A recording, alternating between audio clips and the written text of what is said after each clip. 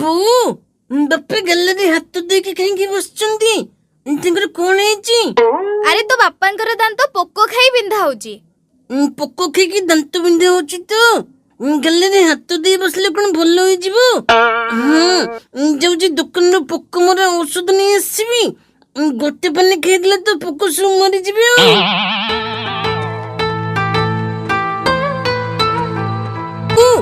ଗୋଟେ ଗ୍ଲାସରେ ପାଣି ଆଣିଲୁ।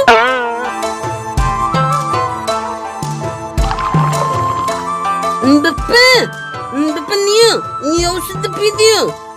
ଦାନ୍ତର ପୋକ ସବୁ ମରିଯିବେ। ଦାନ୍ତ ବିନ୍ଧା ଭଲ ହେଇଯିବ। କଣ ମୋ ଦାନ୍ତ ପୋକ କାଟୁଛି?